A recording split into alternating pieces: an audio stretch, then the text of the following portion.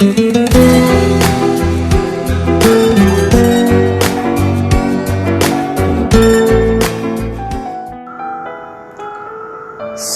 this Kabuli chana dal for 6.5 hours. Now it has become like this, as you can see it.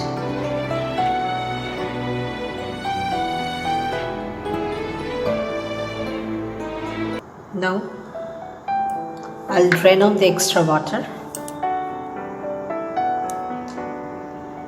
So this is the water quantity required to pressure cook this. Almost the water quantity is double the dal. Now I'll add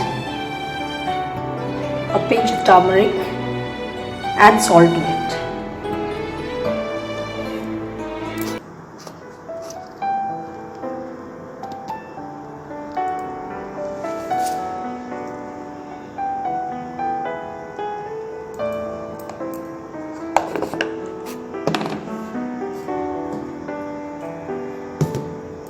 And salt.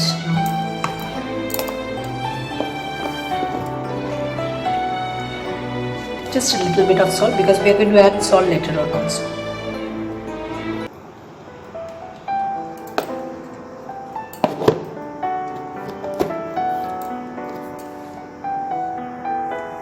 Now I am mixing it nicely with the turmeric powder and salt.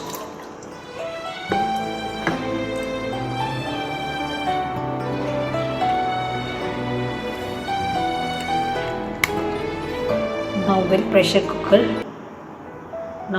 cooker. As you can see, I'll wait for 4 whistles.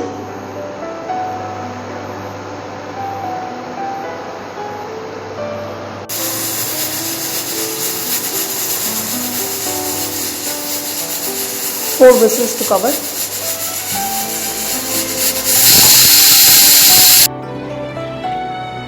Now for the excess water to drain off, I have used this kind of strainer.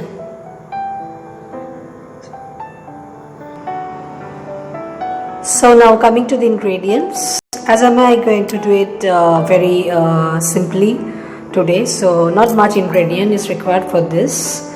In dry masala, I'll be using this, as you can see, this ajwain and this dry red chili. I've taken 3 dry red chili. And this is Sanjeev Kapoor Khazana Chole Masala. I've taken 1 packet of it. And this is 2 sliced onions, finely sliced. And this is the ginger garlic paste as required. And this is 4 chilies. I'll be slitting it and using it later on. This is the red chili powder. This is the turmeric powder, and here I have taken 2 tomatoes cut into 4, and I'll be using a grinder to have a tomato smooth paste so that it gives a better color. For making this chana masala, we'll be requiring white oil.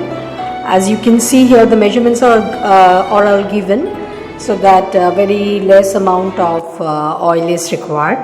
Okay, so this cooking will be done in white oil only and non-mustard oil. So time to heat the oil now. I'll give the maximum temperature and we'll be adding the dry masalas when it started giving smoke. Unless until it is smoking hot, don't add up any dry masala to it. Let's wait for it. We'll be adding this sliced onion to it. And I'll fry it till it becomes golden brown. I'm doing it in a very simple way and it won't be taking much time also. I'll wait for it until it turns golden brown. It's turning golden brown. So I'll be adding this ginger garlic paste now.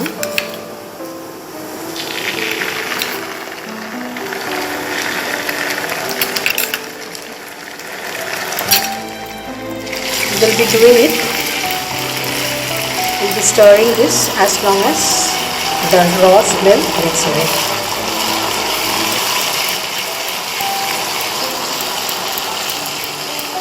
We'll mix it well. Constantly go on stirring this. As you can see, tomato paste, the onion, the ginger garlic paste, and I must tell you, it's smelling wonderful.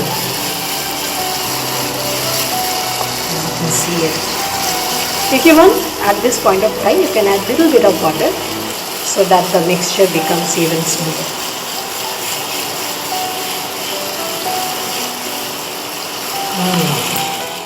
Now I'll mix this well with the gravy.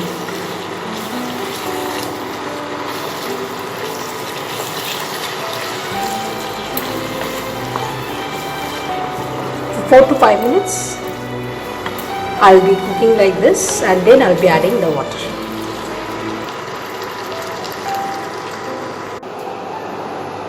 I have added little bit of water to it, and after 5 to 6-7 minutes I'll be adding this chole masala to it. Now I'm adding this chole masala as shown previously to it. Just keep one thing in mind, this masala also contains little bit of salt, so that we have to be little careful about the salt part. Though it depends upon individual, but still just keep this thing in mind. And of course the chili part is up to you, how much you want to have it. So now I'll allow this to get cooked for some time. As you can all see, now this chana masala is almost ready. I'll be using this treated chilies here one more time. Consistency depends up to you, how you want to have it. Normally it should have little gravy, because we normally have it with batura, or you can also have this with paratha. I'll be having this thing with paratha tonight. This is it, and it's giving a very nice flavor. Please try this out. My chana masala is almost ready to be served.